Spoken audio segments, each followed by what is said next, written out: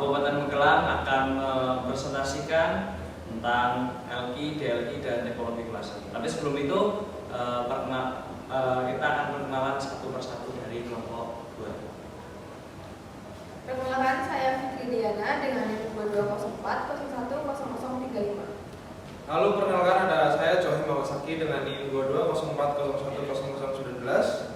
Saya Ferdi Wiwono dengan NIM 14. Selanjutnya saya Dada Santoso dengan NIM 45. Selanjutnya saya Rahma Destinawati NIM 03. Dan saya Elga Sendia dengan nomor NIM 20. Nah, di sini kami akan mempresentasikan hasil diskusi kami tentang tadi di Kabupaten Magelang. Maka dari itu silakan untuk Mbak Rahma bisa untuk mempresentasikan. Baik, di sini saya akan menjelaskan tentang bagaimana kondisi Kabupaten Magelang. Kabupaten Magelang berada di Provinsi Jawa Tengah dengan letak geografisnya berada di antara kota besar yaitu Yogyakarta. Kelompok 2 akan menjelaskan tentang bagaimana sektor perekonomian di Kabupaten Magelang, terutama sektor pertanian, yaitu dengan menggunakan 3 metode analisis. Yang pertama ada LQ untuk menentukan sektor yang saat ini spesialisasi di daerah dibandingkan wilayah lain. Yang kedua ada DLQ itu Dynamic Location Equation untuk memprediksi potensi pertumbuhan sektor tersebut di masa depan karena LQ bersifat statis. Dan yang terakhir ada tipologi klaser. Tipologi klaser mengelompokkan sektor berdasarkan potensi dan pertumbuhan relatifnya untuk merumuskan strategi perkembangan yang tepat. Oke, selanjutnya rumusan masalah. Yang pertama, apakah sektor pertanian masih menjadi unggulan di Kabupaten Magelang? Yang kedua, apakah terjadi perubahan peranan pada sektor pertanian? Yang ketiga, bagaimana struktur perkembangan sektor pertanian? Dan ada tujuan penelitian. Yang pertama, menganalisis perkembangan dan kontribusi sektor pertanian terhadap ekonomi daerah. Yang kedua, mengkaji bagaimana perubahan sektor pertanian menuju pertanian. Yang ketiga, mengidentifikasi pola pertumbuhan dan dinamika perkembangan sektor pertanian dari waktu ke waktu secara nasional maupun regional. Dilanjutkan oleh teman saya. Ya, oke, selanjutnya ada nilai LQ dari sektor pertanian dan sektor perekonomian di Kabupaten Magelang dari tahun 2020 sampai 2024. Nah, di sini di sektor pertanian, kehutanan dan perikanan dari tahun 2020 sampai 2024, di mana 2020 itu menunjukkan angka di 1,51, di tahun 2021 itu menunjukkan sama yaitu 1,51, kemudian di tahun 2022 itu mengalami penurunan sebesar 0,63 menjadi 1,48, lalu di 2023 menjadi 1,49, kemudian di 2024 menunjukkan di angka 1,49. Nah, dari angka-angka tersebut di mana mendapatkan rata-rata nilai yaitu 1,49.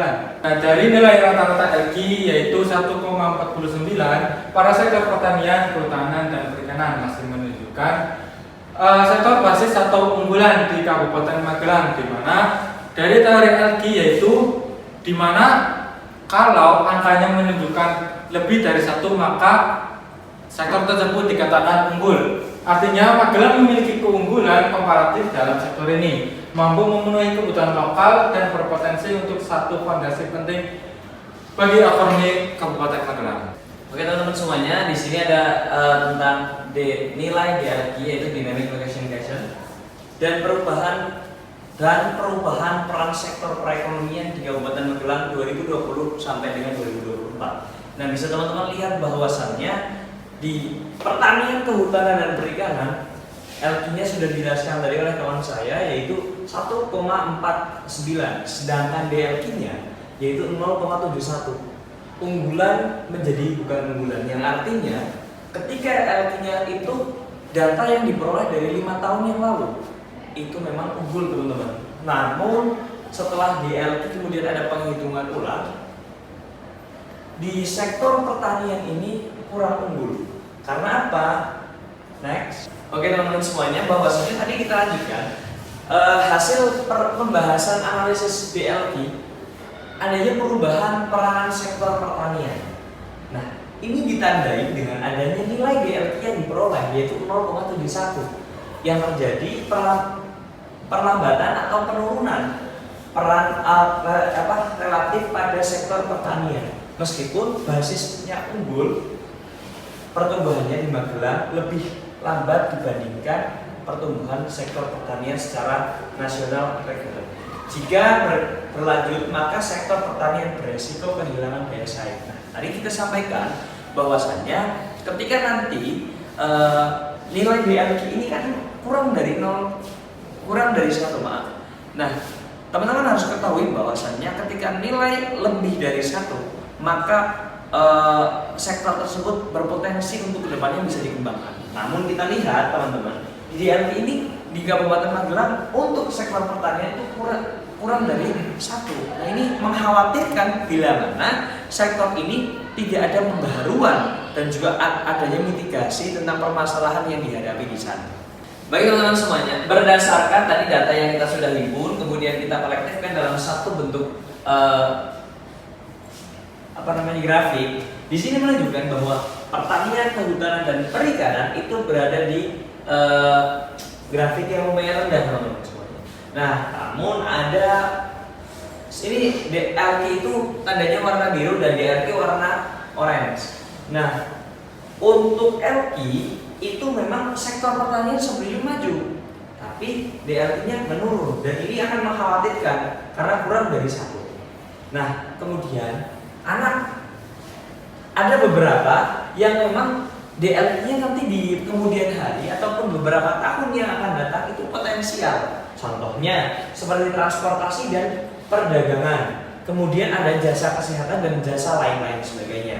Nah, tentunya ini bukan tanpa alasan teman-teman semuanya. Perlu diketahui misalnya transportasi dan pergudangan. Ingat bahwa Kabupaten Magelang itu secara letak geografis tadi disebutkan oleh teman kami bahwasannya Kabupaten Magelang itu berada di dekat Yogyakarta dan juga ada wisata di sana, yaitu wisata Borobudur. Nah, ini mempengaruhi adanya transportasi yang ada. Maka dari itu transportasi ini menjadi dominan artinya. Tentunya diimbangi dengan infrastruktur yang memang memadai di Kabupaten Magelang. Selanjutnya akan dilanjutkan oleh saudara kami atau teman kami. Baik, oke, terima kasih untuk Mas Yoga. Saya akan melanjutkan tentang apa itu tipologi klasen. Ya. Di Kabupaten Magelang, pertanian, kehutanan, dan perikanan itu masuk di kuadran 3. Dan yang saya akan jelaskan di rata-rata pertumbuhan di Kabupaten Magelang itu 0,91. Lalu untuk provinsinya itu 1,59. Dan untuk rata-rata kontribusi di Kabupaten Magelang itu 18,41. Lalu di provinsi itu ada 12,34.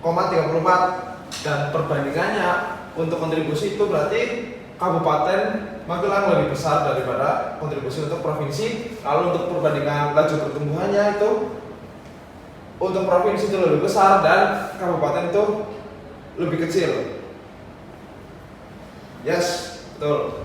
Dan yang dimana yang menjadikan Kabupaten Magelang untuk sektor pertanian, kehutanan, dan perikanan itu masuk di kuadran ketiga.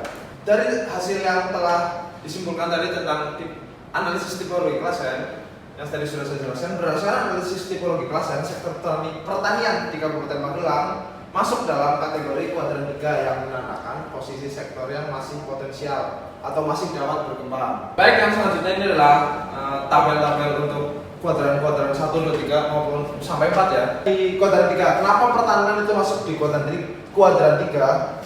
Yang saya baca di berita magelang.id itu yang mengemukakan adalah penyuluh pertanian Dinas Pertanian dan Pangan Disperpa Bapak Among Wibowo. Jadi yang disebutkan adalah lahan pertanian Kota Magelang menyusut 4-5 hektar per tahun karena alih fungsi lahan. Paling besar untuk kebutuhan pertanian seperti pembangunan infrastruktur pertokoan, perumahan, dan lainnya.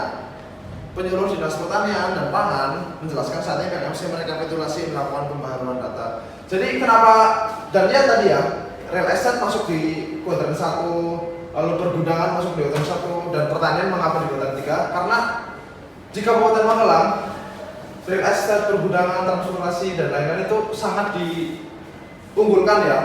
Jadinya dan yang akhirnya memangkas lahan dari pertanian, kehutanan dan perikanan dialih fungsi menjadi real estate yang menjadikan sektor pertanian ada di Kota 3. Baik, saya akan menjelaskan mengenai peranan sektor pertanian di Kabupaten Magelang. Berdasarkan data yang didapatkan dari LKI, bahwa sektor pertanian di Kabupaten Magelang mempunyai peranan yang sangat penting, yaitu menunjukkan, dibuktikan LKI mencapai 1,49 yang artinya LKI lebih dari 1 sektor pertanian, perikanan, dan kehutanan. Peranan di Magelang dan Jawa Tengah yang menonjol. Sehingga dari data LKI, sektor pertanian, perikanan, dan kehutanan dapat memenuhi kebutuhan lokal masyarakat Kabupaten Magelang dan Jawa Tengah. Baik, yang pertama itu ada penurunan luas lahan pertanian. Lahan pertanian di Kabupaten Magelang mengalami penurunan signifikan dari sekitar 36.000 hektar menjadi 25.000 hektar yang berdampak langsung pada hasil produksi pertanian.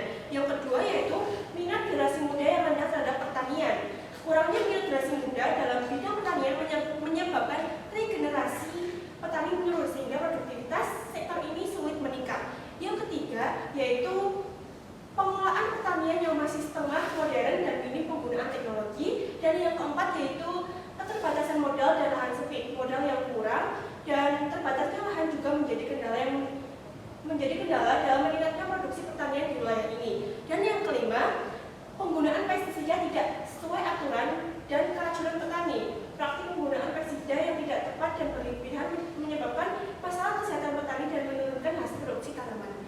Baik, selanjutnya akan disampaikan oleh rekan saya. Selanjutnya saya akan menjelaskan tentang struktur perkembangan sektor pertanian. Struktur perkembangan sektor pertanian di Kabupaten Magelang terdapat pada kuadran 3 yang bisa disebut sebagai sektor potensial atau sektor yang masih dapat berkembang di masa depan.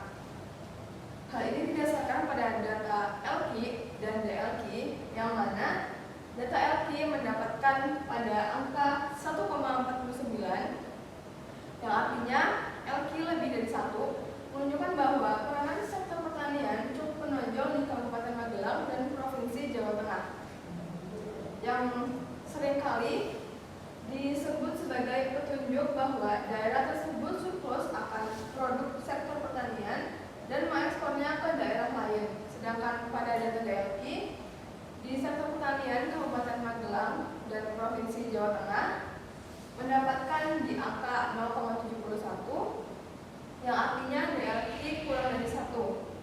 Maka peranan sektor maupun subsektor perekonomian ini tidak dapat diharapkan untuk unggul di masa yang akan datang. Berdasarkan data yang didapat, terjadi perubahan peranan pada sektor pertanian dan perubahannya cenderung negatif atau tertekan di masa yang akan datang.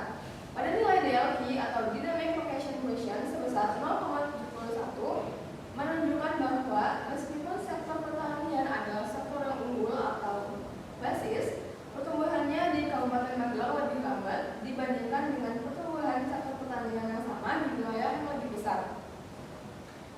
Yang artinya peran relatif sektor pertanian Magelang dalam skala yang lebih luas yaitu provinsi cenderung menurun. Selanjutnya akan disampaikan oleh rekan saya. Kesimpulannya yaitu secara garis besar perekonomian di Kabupaten Magelang menunjukkan karakteristik yang baik dengan sektor-sektor unggulan yang kuat dan potensi pertumbuhan baru yang menjanjikan. Yang artinya tidak ada sektor yang memang secara perekonomian di Kabupaten Magelang tidak ada yang memang kecenderungan tidak baik. Karena secara tipologi klasen itu tidak ada yang berada di kuadran 4. Sehingga Kabupaten Magelang walaupun ada yang di kuadran 3 termasuk di sektor pertanian, namun ada kemungkinan ataupun ada potensi untuk dikembangkan lagi. Sehingga apa? Penting untuk melakukan revitalisasi terhadap sektor-sektor unggulan agar dapat terus memberikan kontribusi optimal dan memastikan pembangunan ekonomi yang berkelanjutan, khususnya di bidang pertanian. Karena pertanian hari ini menjadi sumber daripada energi yang ada di Indonesia bahkan dunia, sehingga pangan menjadi hal yang krusial Sehingga ketika nanti di berbagai daerah secara pangan sudah tercukupi, dalam hal ini adalah pertanian, maka yakinlah Indonesia akan sejahtera. Untuk closing statement ada satu yang kami ingin sampaikan, yaitu ketika kita tidak bisa menjadi matahari, maka jadilah lampu untuk menyinari ruangan sekecil mungkin. Terima kasih dari kami kelompok 2. Kurang lebihnya mohon maaf. Sekian. Assalamualaikum warahmatullahi wabarakatuh.